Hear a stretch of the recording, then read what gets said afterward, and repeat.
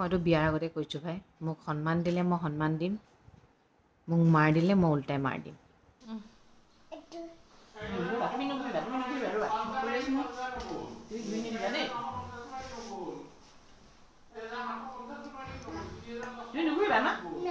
অঁ মা, এই আইতাই তেল সানি দিছে, তুমি বহি দিয়া আকৌ, শুই দিয়া আকৌ মা। অঁ মই চাই আছোঁ মা, মই তোমাক চাই আছোঁ নহয় দেই। অঁ মই ইয়াত বহিছোঁ মা, অঁ মই বহি আছোঁ দেই।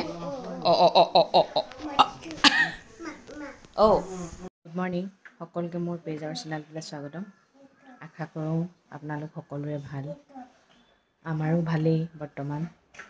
মই কিন্তু এটা কথা ভাবোঁ, আৰিয়া মোৰ লগতে শুই থাকে, কিন্তু কেতিয়ানো ডাঙৰ হৈ ধৰিবই নোৱাৰি ন।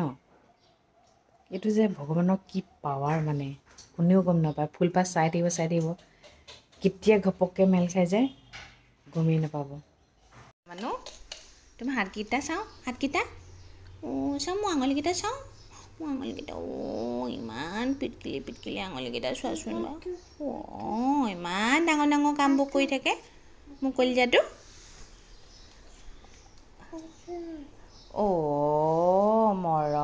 মৰম তাই যে গাটো বেয়া হওঁতে নহয় মোৰ হাতখন দুইখন হাতে ধৰি এনেকৈ থৈ দিছে মোৰ কলিজাটো।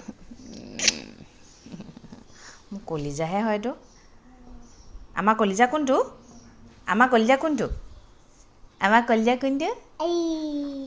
আৰিয়া গম পাইছে কলিজা বুলি, এইটো আমাৰ কলিজা বুলি। এইটো আমাৰ কলিজাহে হয়, এইটো আমাৰ জিঅ, এইটো আমাৰ কলিজা। নিশ্চয় মা দেখাই দিছোঁ। ব্ৰেকফাষ্ট বনোৱাৰ আগতে একদম ধুনীয়াকৈ তামোল পাণ কাটি থৈ দিয়ে আৰু। আজিকালি মানুহবোৰৰ কোন সময়ত কেতিয়া কি কাৰণে মনটো চেঞ্জ হৈ যায় ক'বই নোৱাৰি। কি কাৰণে কৈছোঁ জানেনে? ল'ৰা এটা বিয়া নপতালৈকে চেঞ্জ হৈ থাকক কোনো কথা নাই, কিন্তু ল'ৰাটোৱে ছোৱালী এজনী বিয়া পাতি অনাৰ পিছত চেঞ্জ, বেলেগ ছোৱালীলৈ যদি আকৌ ঢাপলি মেলে, সেইটো আৰু কোনো মাইকী মানুহে সহ্য কৰিব নোৱাৰে, আৰু এনেকুৱা চেঞ্জ হ'বও নালাগে।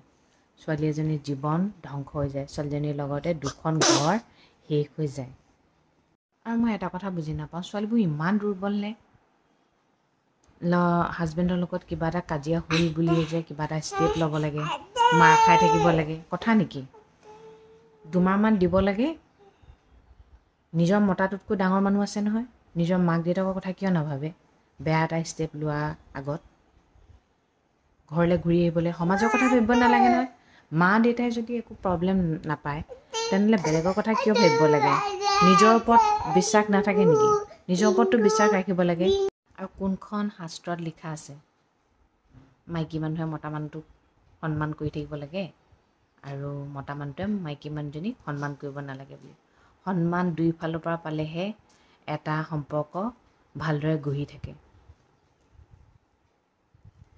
যেতিয়া বোৱাৰী এজনীয়ে মানুহজনক মানে বেয়াকৈ কয়, তেতিয়া ঘৰৰ মানুহখিনিয়ে মাইকীজনী হৈ মতাটোক ইমান বেয়াকৈ কৈছে, নিজৰ পুতেকে কৰাখিনি নেদেখে যে, সেইটোতো ডাঙৰ কথা হৈছে ন। সেইকাৰণে ল'ৰাবোৰ বেছি লাই পাইছে। সন্মান কৰিবলৈ অকল মাইকীজনীহে লাগে, মতাটোৱে নালাগে।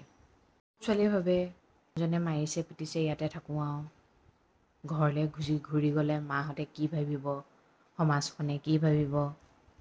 সমাজে খুৱাই থকা নাই, মাহঁতে সুধিব কুৱেশ্যন এটা, কি কাৰণে হ'ল? মাহঁতে ভাল কৰিবলৈ চাব। যদি বেছি বেয়া দেখিছে, ভাল মাক দেউতাকে কেতিয়াও নিজৰ ছোৱালীজনীক মৰিবৰ কাৰণে এৰি নিদিয়ে।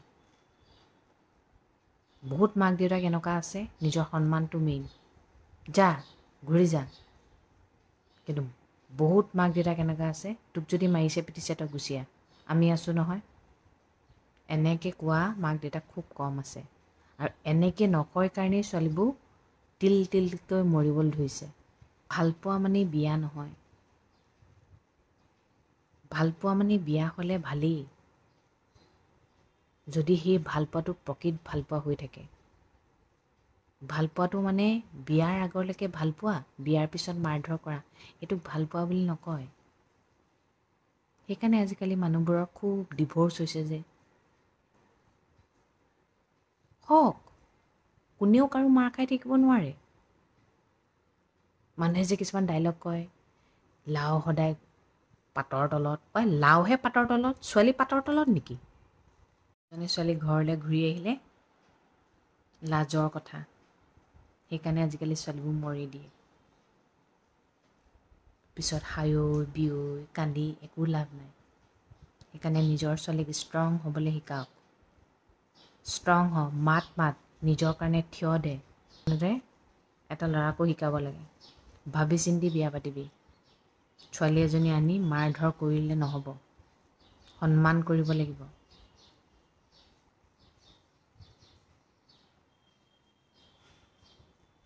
কেতিয়া সলনি হ'ব সমাজ নাজানো, এনেকেই শুনি গৈ থাকিম আৰু। আজি পংখী সন্দিকৈ মৰিছে, কাইলৈ আমুক মৰিছে, মই কিন্তু নমৰোঁ দেই, এনেকৈ মই নমৰোঁ কিন্তু। আৰিয়া আকৌ আজি জ্বৰ উঠিছে, চৰ্দি লগা জ্বৰ উঠিছে। ভাত নাখায়, কি হ'ব বাৰু এনেকৈ? দৰৱ নাখায়। আজিলৈকে ভগৱানৰ কিবা তাইক বাৰু জ্বৰৰ সেইটো খুৱাব লগা হোৱা নাছিলে যেতিয়া তাইৰ ভেকচিন দি আনো, কিন্তু সেই দিল্লীত যোৱাৰ পৰা তাইক জ্বৰৰ সেইটো ঔষধ খুৱাব লগা হৈছে আৰু আজি খুৱাব লগা হৈছে। চকুটো চলচলীয়া হৈ আছে। চব পাৰোঁ সহ্য কৰিবলৈ, ছোৱালীজনী গা বেয়া হ'লে যে একদম ভাল নালাগে অ', ভয় লাগি থাকে। দেহা মাম নাখালে তুমি উইক হৈ যাবা নহয় দেহা, মাম খাব লাগিব ন মা, ন আমাৰ জীৱটো, আমাৰ জীৱ মানুহ হয় ন মা। সন্মান দিলে সন্মান পায়। ভুল কৰিলেও যদি হাজবেণ্ডজনে কিবা এটা ভুল কৰিছে, যদি ভালকৈ কয় নহয়, তেনেহ'লে তাতো মাফ কৰি দিব পৰা যায়। কিন্তু ভুল কৰি যদি হাত উঠাবলৈ আহে, তেতিয়া কিন্তু কেতিয়াও মাফ কৰিব পৰা নাযায় দেই। ৱাইফে হাজবেণ্ডক সন্মান কৰি থাকিব আৰু হাজবেণ্ডে হাত উঠাই থাকিব। এইটো কি জীৱন হ'ল? মোৰ দ্বাৰাটো কেতিয়াও নহ'ব দেই, মইতো নোৱাৰোৱেই। মই এনেকুৱা জীৱন কটাবই নোৱাৰোঁ। মোক হাজবেণ্ডে কি, মোক বেলেগেও হাত উঠালে মাৰি দিব পাৰিম মানে, সেইটো মই যে কেতিয়াও নোৱাৰোঁ। মই সেইকাৰণে বিয়াৰ আগতে চব হিষ্ট কৰি লৈছোঁ। কিবা লাগিলেও মই দিম, মোক ঘৰৰ মানুহক কিন্তু ক'ব নালাগে। কিন্তু মোক খোজাও নাই, কিন্তু তথাপিও এইখিনি কথা পাতি লোৱাটো ভাল হয়নে নহয়? প্ৰথমতেই কৈছোঁ, মোক সন্মান দিব লাগিব, মোক ঘৰৰ মানুহক সন্মান দিব লাগিব। ময়ো তেতিয়া তেওঁৰ ঘৰৰ মানুহৰ প্ৰতিজনকে ইমানেই সন্মান কৰিম, কেতিয়াও তেওঁলোকে মোক আঙুলি টোৱাব নোৱাৰে। সেই কথাটো মই প্ৰথমতেই কৈ লৈছোঁ। তাত ধনী দুখীয়া বুলি একো নাই। ধনী হ'লেই যে বেলেগক সন্মান নকৰিব, তেনেহ'লে ধনী দুখীয়া যদি আহে তেনেহ'লে সমান লেভেলৰ ছোৱালী চাই বিয়া পাতিলেই হ'ল। বিয়া পতাৰ টাইমত মানে সেইটো নাহে, বিয়া হৈ যোৱাৰ পিছত ধনী দুখীয়াটো খুব আহে বহুত মানে ফেমিলিৰ মাজত। আৰু হাজবেণ্ড ৱাইফৰ কাজিয়াৰ মাজত থাৰ্ড পাৰ্চন এটা যেতিয়া সোমাই যায় নহয়, তেতিয়া কাজিয়াখন বেছি বহল হৈ যায়। সেইকাৰণে থাৰ্ড পাৰ্চন কেতিয়াও সোমাব দিবই নালাগে। আৰু এটা কথা, যিমান পাৰে হাজবেণ্ড ৱাইফে কাজিয়াবোৰ সমাধান কৰিব লাগে। আৰু যদি সমাধান নহয়, তেন্তে তাৰো এটা সমাধান আছে। যদি লাইফটো থাকিবই নোৱাৰে, তেনেহ'লে বেলেগ বেলেগ খোৱাই ভাল। তাত মানুহে কি কয় দৰকাৰ নাই, জীয়াইতো থাকিব লাগিব। নহ'লে এনেকৈ দেখোন কোনো ল'ৰা ছোৱালী জীয়াই নাথাকিব, চব মৰিব লাগিব। অকল যে ছোৱালীয়ে ল'ৰাই ছোৱালীক অত্যাচাৰ কৰে নহয়, ছোৱালীও ল'ৰাক অত্যাচাৰ কৰে। বহুত ছোৱালীৰ অত্যাচাৰৰ কাৰণে এখন ঘৰ উজাৰি গৈছে। বহুত ল'ৰাৰ অত্যাচাৰৰ কাৰণে বহুত ছোৱালী মৰি গৈছে। কেতিয়া সমাজখন ভাল হ'ব নাজানো। চব দেখোন আজিকালি পঢ়া শুনা মানুহ, পঢ়ি শুনিও যদি জ্ঞান নাথাকে, তেনেহ'লে অজ্ঞানী হোৱাই ভাল বুলি ক'ব লাগিব ন। শুনিলে বেয়া লাগে, কিয় মাৰধৰ কৰিব লাগে? মতা মানুহটোৱে মাইকী মানুহৰ ওপৰত হাত উঠালে ভাল, আৰু মাইকীজনীয়ে যদি মতাটোৰ ওপৰত হাত উঠায় পাপ মানে। কোনখন শাস্ত্ৰত লিখা আছে? সাহসী বনাওক, সাহসী। মাত মাতিবলৈ শিকক। নিজৰ হাজবেণ্ড হ'লেও কিবা ভুল কৰিছে যদি ঘৰৰ মানুহবোৰৰ আগত কৈ দিয়ক। বোৱাৰীজনীৰ দুখবোৰ যেতিয়া দেখে, তেনেহ'লে ল'ৰাৰ দুখবোৰো দেখুৱাই দিব লাগে। নহ'লে এইবোৰ বাঢ়ি গৈ থাকিব। নহ'লে নতুন প্ৰজন্মই আৰু কষ্ট পাব। সেইকাৰণে এতিয়াৰ পৰা মাত মাতিবলৈ কওঁ। এতিয়াৰ পৰা বুলি নহয়, মাত মাতিবই লাগে। মাত মাতিবই লাগে, নহ'লে এই অত্যাচাৰীবোৰ বেছি অত্যাচাৰী হৈ গৈ থাকিব। ঠিক আছে দিয়ক, আৰিয়াও গাটো বেয়া, শুৱাই দিওঁ আৰু তাইক। আজিলৈ ৰাখিছোঁ, সদায় কোৱাদৰে ক'ম ভগৱানে সকলোৱে মংগল কৰক, সকলো সদায় ভালে থাকক। Good night.